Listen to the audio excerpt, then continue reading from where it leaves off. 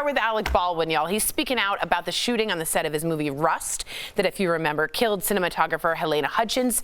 So Alec is now claiming he did not pull the trigger. So that contradicts witness statements on what Baldwin originally told officers. Let's take a look. Well, the trigger wasn't pulled. I didn't pull the trigger. So you never pulled the trigger? No. I would never point a gun at anyone and pull a trigger at them, never. Someone put a live bullet in a gun, a bullet that wasn't even supposed to be on the property.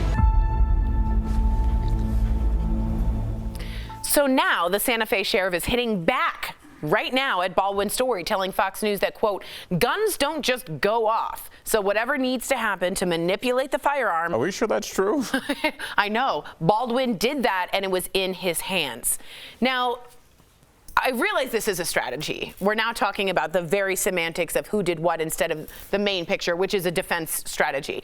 But does it matter if he pulled the trigger or if he didn't? And do you believe him?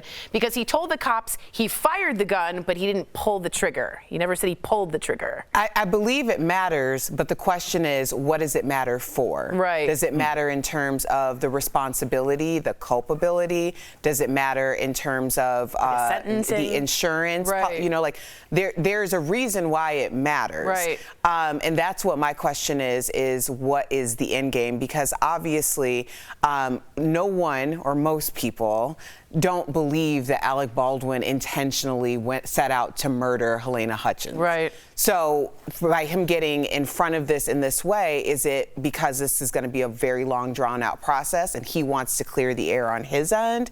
And why? Yeah. That's really the question. Which is a good point. Do you think it worked? Meaning, to me, it felt a little, and I don't know about you guys, write me in, but a little like publicists set up the music, the posture, the crying.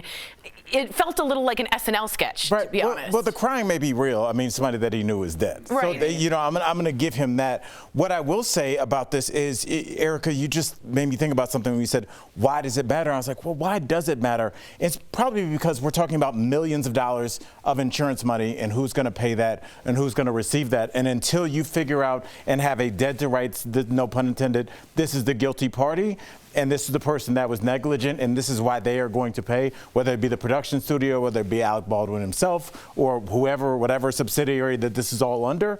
Like, I think that's where we're going with this, but it seems like for the public, for our consumption, it seems like it's more focused around his celebrity. But I think really this is going to be more boring black and white paper in terms of just like who gets paid and who doesn't. Yeah, and how did that live round got there? They did say that right after it went off, someone shook the cartridge box and some didn't rattle, and a rattle tells you it's a dummy round. And so now they're looking into, did they get live rounds mixed in with dummy rounds, and maybe that also has culpability issues as well. Well, yeah, this is what happens. And one of the first stories that was reported was that they were using those same guns to go out plinking or whatever, basically shooting cans. Right. So based on that story, if that is correct or not, we know how the live rounds would have been somewhere in the vicinity. On the property, right. And they also did say that guns discharged and had malfunctions with live rounds. That's when some people have walked off the set. They said there was a discharge on a gun 2 times. So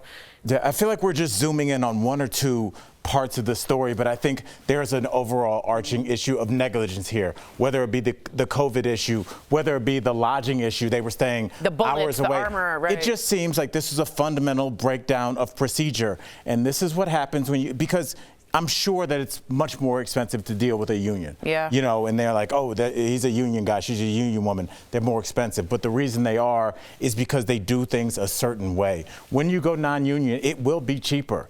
And 9 times out of 10, it will probably be okay. Right. But this is what we're talking about when you have people that are doing jobs that they're kind of right for, but not all the way, especially when you're talking about guns or a stunt driver or anything like that. These are people's life or death, and this is what happens. Yeah. This isn't just to slow things down. This is people's lives, and somebody's mom is gone because of this. Somebody's wife is gone because of this. Let's not forget about Halyna Hutchins and all this. Absolutely. I appreciate that, Al.